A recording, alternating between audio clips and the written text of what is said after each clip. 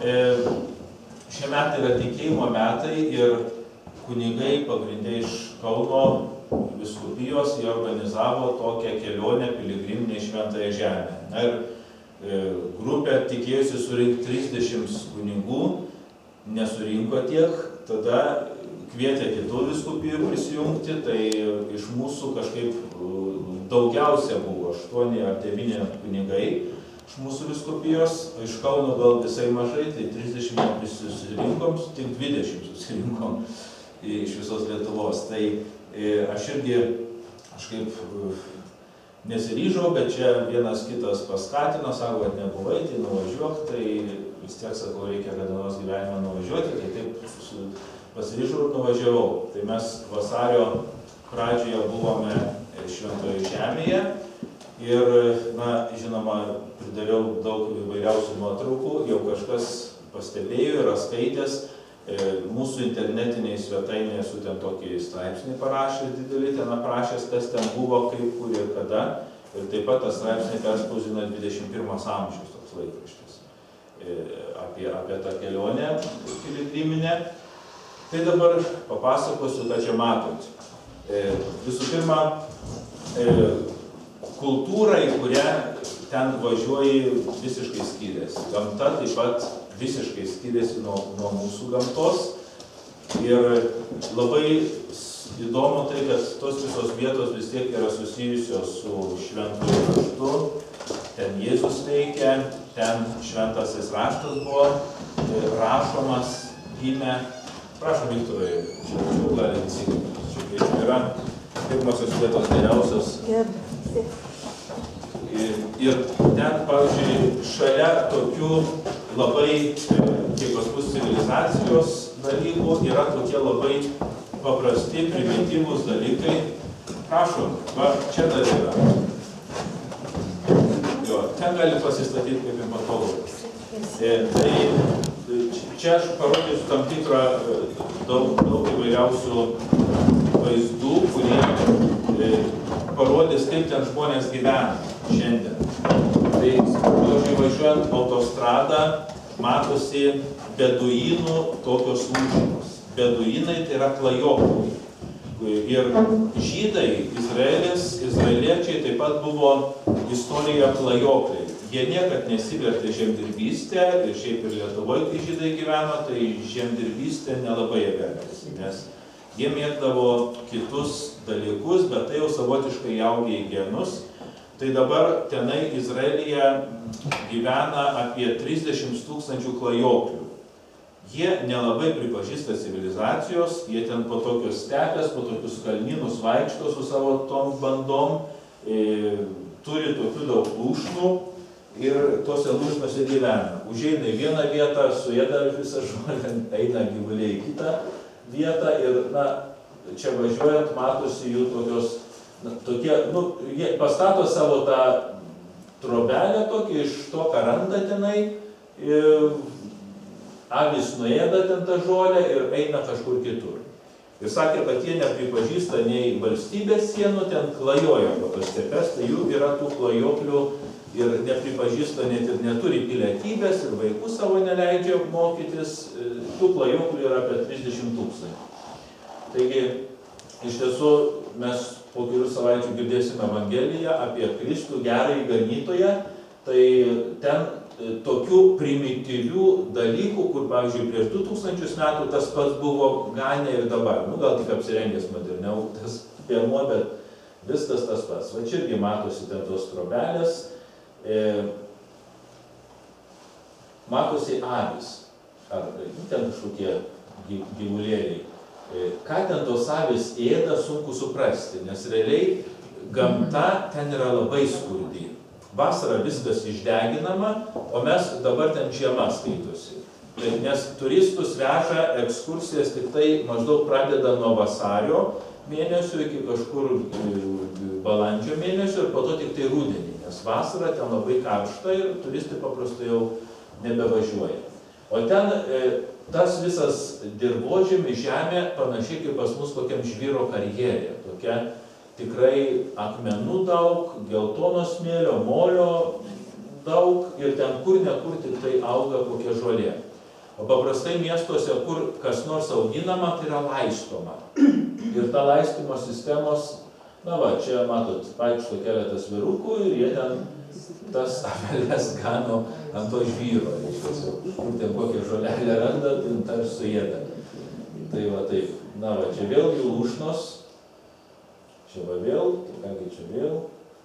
Na va, mes gyvenom vienam miestelį viešbutį ir čia iš viešbučio langą daryta nuotrauka. Reiškia, piemuo veja avis per gatvę. Nu ir maždaug kažkuris ten jos paganė ir dabar varo vakariai tvartų. Tai va, per visą gatvę taip tos avis ir lekia. Eina paskui ir varo. Ten matot, mašinos stovi ir nieko. Tai va, na, panašiai tai aš atsimenu vaikystėje, kaip karvės, kaip vienas ar arklį iš ganyklos, kad ir miestelį, kurie gyvena, vis atsiveda, tai ten avių bandą paleidžia, tai bėga per gatvę. Toks įdomus dalykas, kurio pas mus jau nebepamatysi. Na va, čia tie avinai tokie taip atrodo, tokie gauruoti kažkokie. Na va, taip. Paprastai, va, ten, kur yra žalia, ten yra kažkaip laistoma. Na va, čia vienas palei kelią avis savo prižiūri. Na va, kažkokių kalnagūbių. Taip, čia mes kažkaip į Betliejų įsiverčiam. Čia irgi, na gerai, kupranugaris sėdi. Na, čia daug tokių gamtos vaizdų parodysiu ir po to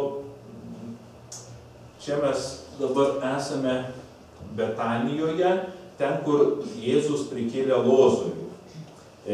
Aišku, labai sunku pasakyti, ar ten tos vietos grinai tokios, na, autentiškos, tačiau bet kokiu atveju piligrimai, kurie į Šventąją Žemę keliauja, tai jie, pirmiausia, jų vadovas yra Šventasis raštas. Kadangi tos vietos, atvažiuoja kažkokią vietą, atsiverčia Bibliją, Šventąjį raštą ir paskaito, kas ten toj vietoj vyko. Ir ten yra kažkokia ar bažnyčia, ar kažkoks tai kitas atmintinas dalykas atminti tai vietai. Tai čia toj Betanijoje, kur gyveno Marija ir Mortas, bei seseris turėjo brolį Lozorių ir tas brolis buvo miręs ir visus pasiatėjo ir prikėlė. Tai va mes einame į tokį rūsį, kur buvo Lozoriaus kapas. Na, kadangi šiaip kalbant apie Šventąją Žemę, tai reikia pasakyti, kad beveik visi miestai buvo jau 2 kartus ar 3 kartus, kai kurie sugriauti nuo Kristaus laikų. Tai reiškia, kad buvo Kristaus laikais ten miestas kažkoks, užėję, sugriovė, po to vėl atstatė, po to vėl sugriovė. Todėl, kad tai būtų, nu, tikrai ten gulėjo, nu, niekas negali pasakyti, bet kokiu atveju, net ir kur yra Kristaus kapas, tai irgi yra jau keletą kartų nusiaubta, apiplėšta, ten buvo ir turkai užplūdę, tai ten, reiškia, jie viską net išsivežė ten, kas ką galėjo, bet po to vėl atstatė tą, tai vienu žodžiu visur yra toksai, nu, tai žemė, kur labai daug karų išgyveno. Tai va, tai mes ėjom, leidomės į rūsį, kur ten Lozorius gulėjo. Tai čia tas į rūsį nusileidus dar yra pačioj skylė tokia, dar giliau. Ir ten jau įlysti, tai ten jau reikia su kuprinė gali strikti ten toj skylėj. Tai va, čia mes turistai, va, tokie laiptai. Tai aš jau esu tam Lozoriaus kape. Čia galėjo gulėti. Tai va, tokie siauros angos po žemėm. Čia vėl. Ir ten yra šalimais pastatyta didžiulė bažnyčia. Ten latiniškai parašyta, kad aš esu prisikėlimas ir gyvenimas. Ir ta bažnyčia turi daug tų freskų, paveikslų, kur pavaizduota būtent Lozoriaus prikėlimo scena. Šventojoje žemėje krikščionių nėra daug. Mes vadinį penktadienį renkam rinkliavas Šventosios žemės krikščionims paremti, tačiau beveik visos šventovės, kurios ten yra, ten pranciškonai jomis rūpinasi. Ir va čia matom pranciškonas, Negras, aišku, pranciškonai yra didžiulė vienuolija, tai iš viso pasaulio gali atvykti vienuoliai ten būti, rūpintis tuo, nes šiaip tai labai įtempti santykiai ten. bet kada gali kilti koks neramumas. Nu ir čia reiškia tos bažnyčiai, pavyzdžiui, ta bažnyčia būtent pastatyta tam įvykiui, kad Kristus prikėlė iš numirusių Lozorių. Ir visos freskos, paveikslai būtent pasakojo apie tai. Ir ten tas rūsys yra toksai, į kurį mes lipom, ir mes ten aukojam šventas mišes, reiškia, toj bažnyčiai. Va, tie kupolai atrodo. Aišku, bažnyčios vidų fotografuoti yra labai sudėtinga, nes reikia labai geros aparatūros, gero apšvietimo. Tai tos vidaus nuotraukos, matot, jos nėra labai tokios kokybiškos ar ryškios. Tai va čia daug kupolas, va čia tas kapas rodo tuščią kapą. Na va, vėl tas kupranugaris. Tai labai įkyrūs turistai, vos tik atvažiuoja, tai yra įkyrūs tie arabai siūlytojai, vos tik atvažiuoja turistų autobusas, tai iš kartais pripuola, vedasi kartu kupranugario, prašo sėsti, pajudinėti tenai, pasifotografuoti, nu, po to pinigų prašo, iškas už tai. Iš kito autobuso atėjo dvi merginos, viena užsėdo, pasifotografavo, tada kita užlipo ten užsėdo kupranugario, tada tas timptelė baterės, kupranugaris atsistojo ir nuėjo, tada reikėjo mokėti kaip už pasijudinimą. Tai va taip. Na va čia vėl vaizdai, čia jau Betliejus. Betliejus yra prie Jeruzalės. Ir čia tiesiog vėl noriu atkreipti dėmesį, kad, pavyzdžiui, jeigu matot, čia yra medžiai gražiai susodinti, paprastai yra alyvmedžiai. Ir ten, kur kas pasodina alyvmedį, alyvmedžiai labai ilgai auga. Ten jos reikia ir laistyti, nes kitaip viskas išdžiūna. Na va, matot, nu, kokia ten žemė. Akmenys, uolos, molis, smėlis, reiškia, miestai statomi ant kalno, nes slėniuose matyt, kai lyja kada nors, tai vandens būna, drėgmės kokios, tai ta žemė ypatingai slėniuose labai vertinga jau. Tai va čia ant stogų, tai visokios bačkos pastatyta daug, vandenį šildo. Čia yra tas laukas, kuriame piemenys ganė bandą, kai išgirdo, kad angelas pranešė, kad jums Betliejuje gimė išganytojas. Ir ten, va, kaip tik ten irgi tokia bažnytėlė mažytė pastatyta, tam įvykiui atminti ir čia freskos. Va, ta bažnyčia taip atrodo tokia truputį neįprasta. Tai va, čia tos freskos, čia mes irgi užėjom, pasižiūrėjom, ten trumpai pasimeldėm.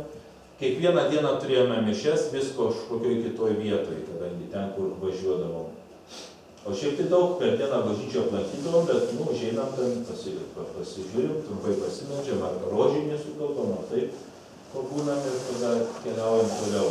Tai va, čia kaktusai auga, va, visa augmenija tokia keista, o čia ta ola, kurioje galėjo piemenys miegoti, kaip angelas jos prižadino. Tai va, čia tas įėjimas į tą vietą. Na va, taip atrodo tas visas peizažas. Miestai, taip ant kalno, akmenys, va, matot, kaip gražiai, kaip miestas ant kalno.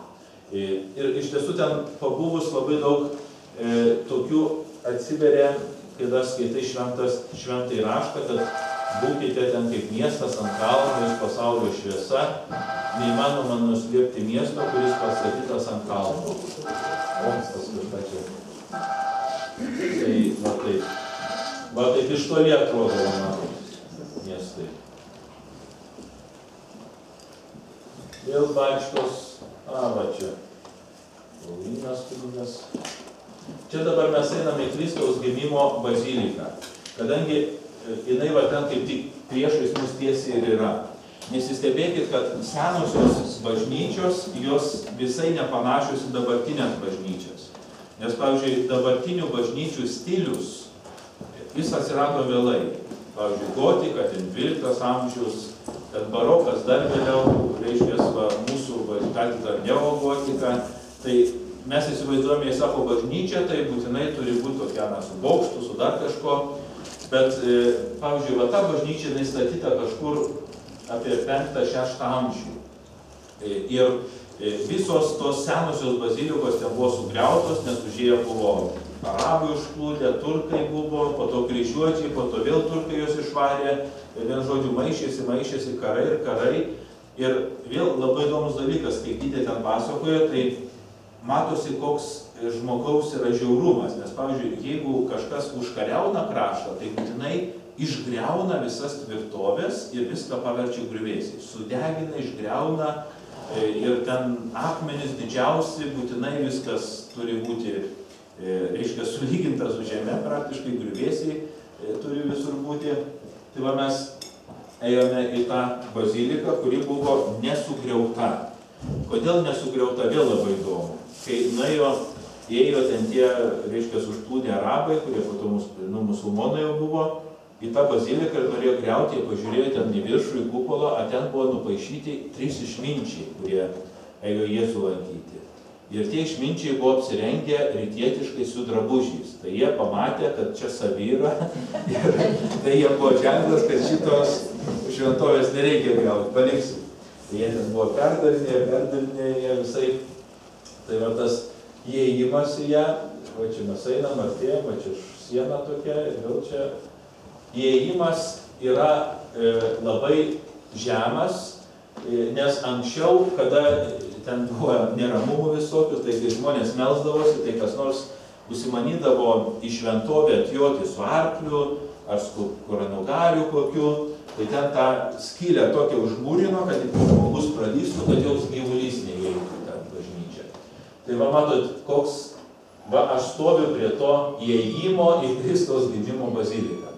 Aišku, čia irgi galima įžiūrėti gražią tokią mintį, kad vienu žodžiu tik tas, kas nusižemina, gali įeiti ten.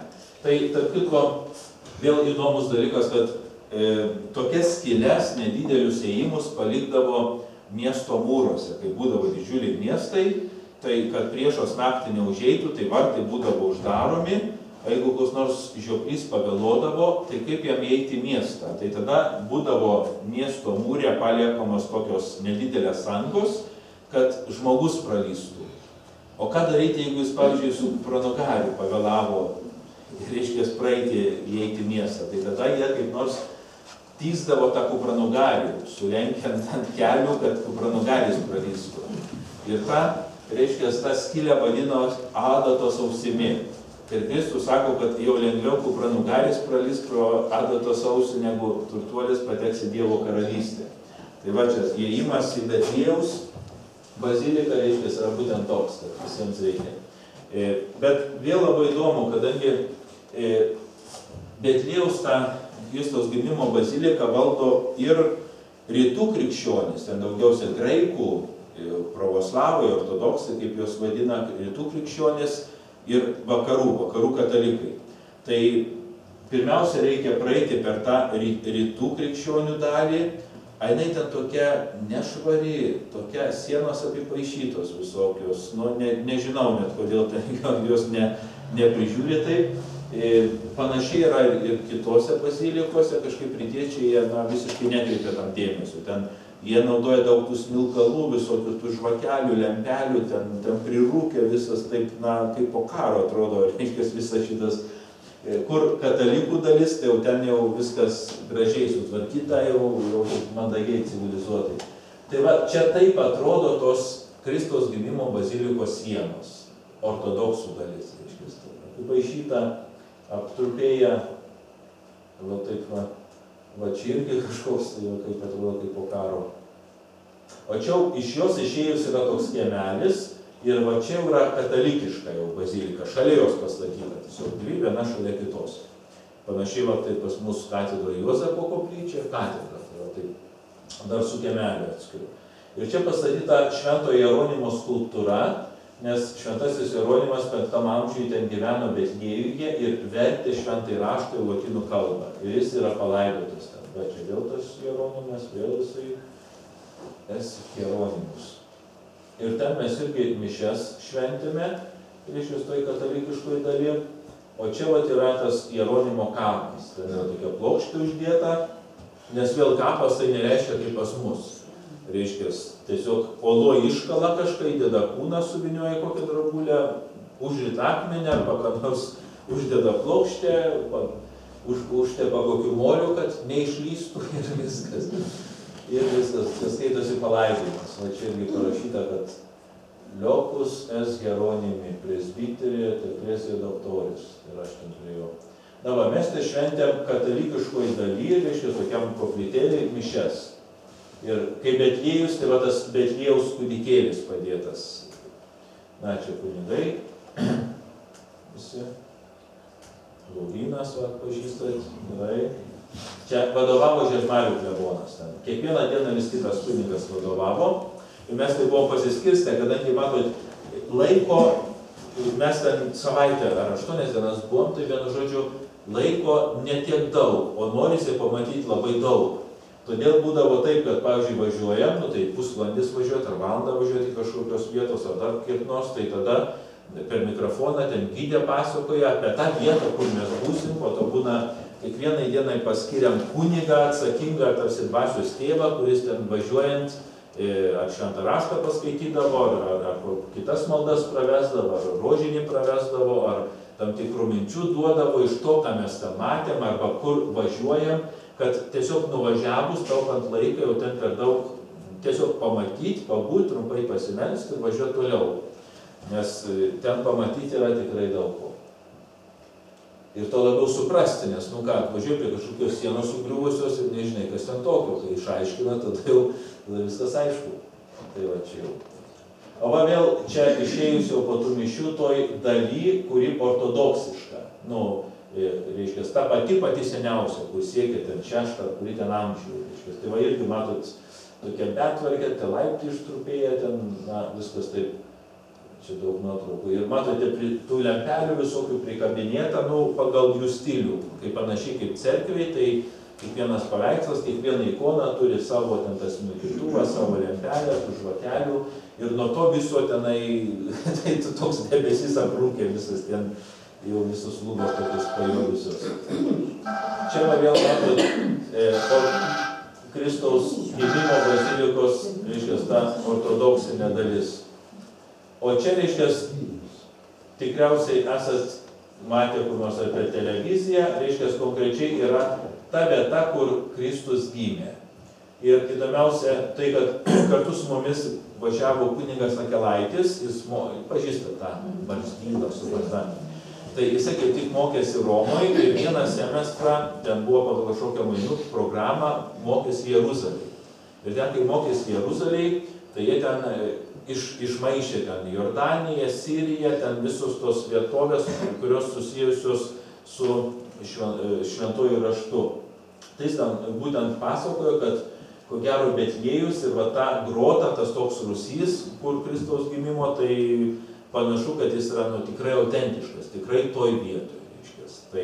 Tai bus, nes iš tiesų ta bazilika buvo nesugriauta, kitos tai buvo viskas sugriauta, kaip ir Jeruzalė buvo jau ten keletą kartų sugriauta nuo Kristaus laikų, tai ten pasakyti taip, kad tikrai tas namas, jis tikrai ne Kristaus laikų buvo, bet sako, ta vieta, ko gero, bent jau ta vieta, tai yra Kristaus laikų.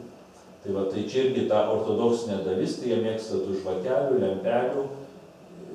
Ir ten toj bazilikoje jau rytų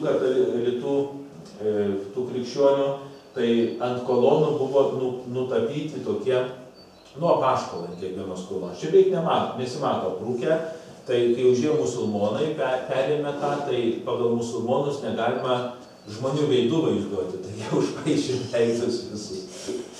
Tai va, kaip matot, va čia tą. Taigi, dabar labai įdomu yra, kad Betliejus yra netoli Jeruzalės, bet Betliejus jau yra palestiniečių autonomijos teritorijoje. Tai netoli kaip Kaišiadorių Žaslių. Ir čia vėl keletas tokių niuansų, kad žydai maždaug 132-34 metais, tai labai seniai, padarė tokį sukilimą ir norėjo romėnus išvyti. Aišku, jiems nepavyko, ten yra tokia Masalos tvirtovė, mes joje nebuvome, bet jau paskutinė krito ir romėnams labai romėnai buvo susinervavę, tai tada žydus visus ištrėmė, išvarė juos iš tų žemių ir jie buvo uždrausta Palestinoje gyventi. Tai nuo tų metų, tai maždaug 134, žydai tada bastėsi po visą pasaulį. Ir visur, kur jie vis norėjo įkurti savo valstybę. Kol žydų ten nebuvo, tai tas vietas užplūdo kitos tautos. Ir ten jau 1000 metų gyvena arabai. Ir žinot tai, kad, aišku, holokaustas buvo, antras pasaulinis karas žydams labai sudėtingas, skausmingas, tas holokaustas. Ir po karo sugalvojo tarptautinė bendrija leisti žydams įkurti savo valstybę. Nes jau 19 amžiaus pabaigoje žydų labai daug važiavo ten į Palestiną, pirkdavo žemės turtingi žydai ir kūrėsi Palestinoje. Na ir tada jungtinės tautos taip numatė, kad padalinti Palestiną per pusę, vieną atiduoti žydams, kitą palestiniečiams. Na, žydams pavyko, jie 1947 metais įkūrė savo valstybę, po tiek metų nebuvę tenai, ir tada ta gidė pasakoja, kada kiti klausė, kuo jūs įrodysit, kad jums šitą žemę priklauso, tai ten maždaug iškėlė šventą raštą, Torą, penkiaknygę, sako, čia parašyti, kad Dievas mums ją duoda. O arabai, jie rimtai tai nepasižiūrėjo, galvoja, čia pakvailiuosi, viskas to baigsis. Ir gavosi taip, kad ten aišku prasidėjo karas, žydai taip pat atsikariavo dalį tų žemių iš to arabų, juos išvarė. Ir šiuo metu ta padėtis yra labai, nekokia. Reiškia, arabai gyvena panašiai, kai anksčiau žydai tose tokiuose, aptvertose zonose, kurios yra jų autonomija. Ten jie netgi mašinų ženklai, numeriai skirtingi, yra siena, pavyzdžiui, čia yra bokštas. Panašiai kaip Berlyną dalino sieną, tai šalia Jeruzalės eina siena ir ten ir žydai saugo, ir arabai saugo. Ir, pavyzdžiui, pas arabus yra pigiau, tai mes gyvenam Betlėjui viešbutį, tai pravažiuojam tą sieną, tai įeina, su automatu į autobusą pasižiūri, pereinam, kas čia tokie važiuoja, nes kadangi praktiškai valstybė yra nuolat karo stovyje, tai visi vyrai tarnauja 3 metus armijoje, merginos tarnauja 2 metus armijoje. Jeigu mergina paimama į armiją vasarą labai karšta, tada sutrumpina iki 1,5 metų. Tai ten tų ginkluotų pilnai. Visur vaikšto automatai, merginos su automatais. Tai va taip ta siena atrodo. Va matot. Ir ten toli matosi siena ir ten, kur tas miestas, tai ten jau yra palestiniečių autonomija. O čia jau žydai, čia jau skaitusi žydai. Pas palestiniečius ten yra labai, jie gyvena biednai. Reiškia, ir apsirengę, ir mašinos tokios apdriskusios visos, ir betvarkė, šiukšlių daug, vienu žodžiu, ta tokia antisanitarija, žodžiu, irgi tokia didelė, visur mėto, kur tik palei namą, bet gyvena, meta šiukšlės. Va, ta siena taip atrodo. Aišku, ta padėtis neįspręsta ir ten nuolat kyla visokių konfliktų, nes palestiniečiams, jiems nepatinka taip gyventi, tokioje iš visų pusių stebimiems, aptvertiems, tai ten irgi visokių teroristinių aktų, ten Gazos ruožas irgi jų teritorija, tai žydai gudriai labai padarė, jie juos suskaldė į tokias salas atskiras, kurios tarpusavy nesusisiekė.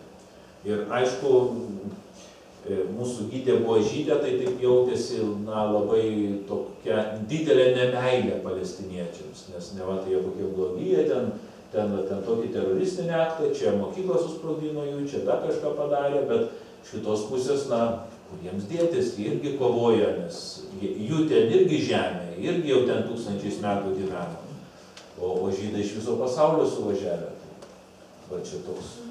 Tai va, taip atrodo ta siena, kuri, kaip Berlyno dalino, dabar 2 Korėjos yra, kurios ten, tai žydai ir palestiniečiai, jie ten irgi įtemptai, kažkas net pajokavo, sako, jeigu skrenda ten taikos balandis, tai ir tas su neperšaunama liemenė. Tai va, bet dalis palestiniečiai ateina dirbti į Jeruzalę, tai va, reiškia, pereina per tą sieną, tai pereina, čia mašinos laukia, tada važiuoja, nes Kaip sakiau, jų net ir mašinų numeriai yra kitos spalvos tam, kad matyti, jeigu jau atvažiavo, kad jau iškart žydai seka, žiūri, kuris įvažiuos, ką darys. Tai va matot, toliau ten tą sieną. Čia vat, čia toks vyrukas stovi, pasistatęs ant kažkokios taburetės, kažkokį keistą aparatą, kavą verda ir siūlo praeiviams. Čia jau yra palestiniečiai, reiškia, tie arabai. Betliejuje. Tai Betliejuje įdomu tai, kad apie 50% Betliejaus gyventojų yra krikščionys. Ten labai skirtingai. Ten yra miestas, kur yra krikščioniškas, taip bus, reiškia, kitas miestas yra kitoks. Ir vėl įdomu, tai pirmą dieną, reiškia, mums buvo, sako, sustosim papietauti, tai bus pas palestiniečių restorane. Galvojam, restoranas, palestiniečiai, čia viskas tvarkoj. O ten yra, toks kažkoks kaip kioskas kebabo, toks pusiau lauko kavinė, mūsų supratime, jeigu tai palyginti.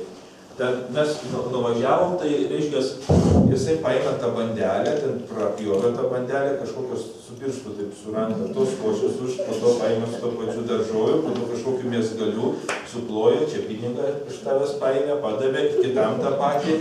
Štai žiūrė, sako, tai kaip čia antisanitariškai, tai po to daugiau nevažiavo pas palestiniečius, reiškia. Po to sako, gal kokio vyno taurė ar kokio alaus. Nėra, pas juos jie musulmonai, reiškia, pas juos nėra nei pirkti, nei kur siūlo jų restoranuose ar kokiuose užkandinėse, tų dalykų, reiškia, nėra. Tai va taip įdomi tokia, reiškia, toks dalykas. Po to buvom Cezarėjoj prie jūros, tai yra Romos imperijos miestas ir ten buvo didžiausia tvirtovė, dabar griuvėsiai. Čia yra daug skulptūrų iš tos Cezarėjos rasta. Jos yra marmurinės. Bet anksčiau, kaip Romos imperijos laikais, Romos imperija buvo labai didelė ir imperatoriai savo, kad žinotų, kas imperatorius, tai siųsdavo savo jiems statulą, skulptūrą į visus miestelius, pastatydavo aikštėse, stovėdavo. Bet kada imperatoriai ten visokie perversmai dažnai keisdavosi, tai menininkai nespėdavo tų skulptūrų prigaminti. Tada sugalvojo tik tai galvas pakeisdavo. Tai labai beveik visos skulptūros be galvų, nes čia tokios einamosios skulptūros, kur visada stovėdavo tik kito galvą uždeda. Ir gerai. Tai va čia vienas momentas. Su galva vienas. Jo, tai va čia, ten yra amfiteatras atstatytas, ar ten griuvėsių. Šiaip Izraelė aplamai, kadangi istorija siekia ten net nežinia kiek tūkstančių iki Kristaus, tai bet kas nori daryti, pavyzdžiui, nori statyti namą, tai visiems yra privalomi archeologiniai tyrinėjimai. Pavyzdžiui, plyną lauką nusipirkai, nori kažką pastatyti. Tai pirmiausia, archeologus pasamdai, kurie ten ištyrinėja, jie duoda leidimą, kad gali statyti ir tada statai. Nes visur ten yra tas. Tai va čia prie jūros buvo labai didelė imperijos tokia tvirtovė įtvirtinimas su imperatoriaus rūmais. Ten tų daug griuvėsių, daug visokių, reiškia, tų meno tokių dirbinių, matot, visokių kapitelių, nuo tų kolonų sugriautų, nes dalis ten to įtvirtinimo buvo įėjusi į jūrą, ten Viduržemio jūrą. Ir buvo kažkokia didžiulė audra ir kai dėjo bangos, tai ten viską sugriovė. Tai, sakė, archeologai dirba net ir po vandeniu irgi jie ten atranda, nes buvo staiga sugriauta ta visa Cezarėja. Čia aš tam teatrė, amfiteatrė sėdžiu. Va, tokių kolonų. Mėtosi daug visokių atskalų, tarsi kaip muziejus. Čia labai ryškiai matyti tie šlangai.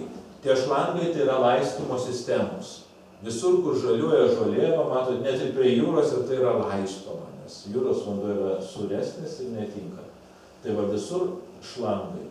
Čia yra toks įdomus akmuo, reiškia, jį atrado su įrašu ir ten paminėtas tam įraše Poncijus Pilotas. Reiškia, jam yra didelė garbė, nes mes jį kiekvieną sekmadienį mišiose minime.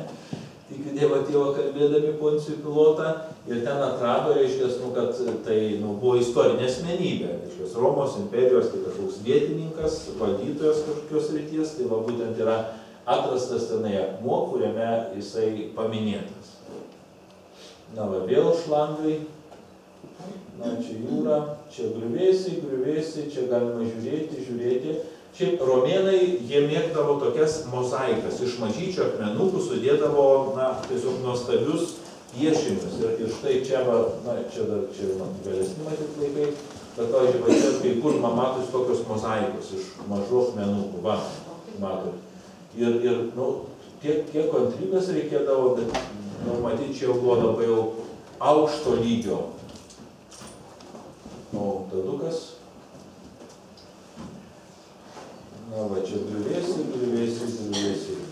Va čia irgi mozaikos iš akmenukų sudėti, dabar atkasti, išvalyti, ten sutvirtinti, kad toliau neirtų, turistai gali lankyti, žiūrėti. Čia buvo tas toks hipodromas, su arkliais ten važinėdavo vežimais. Čia vėl, ir matote, kiek čia meno buvo įdėta, kiek kantrybės. Tokie, kur yra išlikę tokie, kai kur fragmentai tų mozaikų, kai kur. O katinai visur vienodi, drautiški. Lietuvoj katinus laiko, ten matot, kaip glosto, fotografuoja. Čia irgi kažkokie, čia tokių griuvėsių. Čia jau pronogalis, bet medinis. Apie tą tvirtovę irgi buvo vandens toks pylimas, jo kanalas, kadangi kad priešai neužeitų, tai galiu žiūrėti. Tada čia nuvedė į deimantų centrą, nes žydai ten turi apdirba deimantus, tai visokiausius ten visokių to akmenų rodė ten ekskursiją. Taigi, dabar išėjome, mums neįdomu. Deimantai Genezareto ežeras. Reiškia, Kristus daugiausia veikia Genezareto ežero apylinkėse, kadangi tai yra vienintelis gėlas ežeras, yra didžiulis ežeras, ten 23 km, 13 maždaug pasakė tokie atstumai, yra gilus ir jeigu kas nors šiomis dienomis internete pastebėjote, paskelbė, kad jame pačiame rado kažkokią dugne tvirtovės liekanas. Reiškia, su kažkokiais ten prietaisais nustatė, kad ten kažkoks yra tarsi